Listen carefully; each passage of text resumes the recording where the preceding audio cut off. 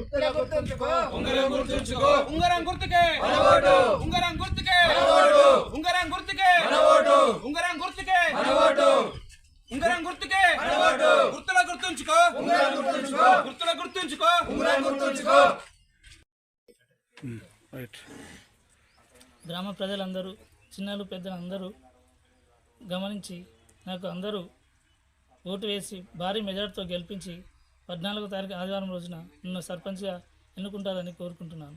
ప్రజల సమస్యలు ఖచ్చితంగా నేను ముందుకొచ్చి సమస్యలన్నీ పరిష్కరిస్తానని ఇప్పుడు ఈ సందర్భంగా హామీ ఇస్తున్నాను.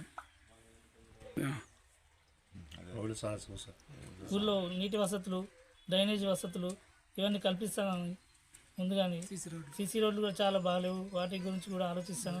ఇంకొకటి శ్మశాన వాటిక రెండవది, అది కూడా ఆలోచిస్తాను. ఎంపీ దగ్గర ఫండ్స్ కానీ ఎమ్మెల్యే దగ్గరికి వెళ్ళి ఫండ్స్ తీసుకొచ్చి గ్రామాన్ని అభివృద్ధి చేస్తానని ఈ సందర్భంగా మీకు హామీ ఇస్తున్నాను. గ్రామంలో చాలా సమస్యలు ఉన్నాయి. అవి నేను పేషెంట్ల ద్వారా విని ఈ అభివృద్ధి చేయడానికి ముందుకొచ్చాను. గ్రామంలో నీటి వసతి లేదు, డ్రైనేజ్ కాలువలు సరిగా లేవు. ఇవన్నీ గమనించి నేను వైద్య వృత్తి నుంచి రాజకీయ వృత్తికి వచ్చాను. ఈ రాజకీయంలో ప్రజలకు అంత మంచి సేవ చేసి గ్రామాన్ని అభివృద్ధి చేయాలని ముందుకొచ్చాను. నా పేరు కొండ విఠోబా, రామక్కపేట గ్రామ. నా పేరు బాలయ్య, నేను 5వ వార్డు మెంబర్ని. నేను గతంలో 2001లో వార్డు మెంబర్ చేసి అప్పుడు చేసిన మేము చేసిన పనులే ఉన్నాయి రామక్కపేటలో. కానీ గత సర్పంచులు ఎవ్వరూ ఏం పని చేయలేరు. అట్టి దుస్థితి ఉన్న రామక్కపేటను ఈరోజు ముందు వరుసలో నిలబెట్టాలని కృషితో డాక్టర్ విఠోబా గారిని మేము బలపరిచి ఆయనను వెన్నువెంటలా ఉండి ఆయనను ముందుకు తీసుకెళ్ళడం జరుగుతుంది.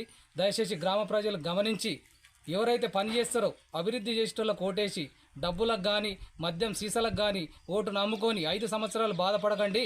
దయచేసి చెప్తున్న గ్రామ ప్రజలకు అభివృద్ధి లక్ష్యంగా మేము ముందుకొచ్చినాం కాబట్టి మాకు ఉంగరం గుర్తు మీద ఓటేసి దయచేసి చెప్తున్నా మాకు మంచి మెజార్టీతోటి విఠోబా గారిని గెలిపిస్తే మా విలేజ్లో ప్రతి ఒక్క పని, సీసీ రోడ్లు కానీ డ్రైనేజీలు కానీ లైట్ సమస్య కానీ ఏ సమస్య ఉన్నా మేము ఖచ్చితంగా దాన్ని నెరవేరుస్తాం.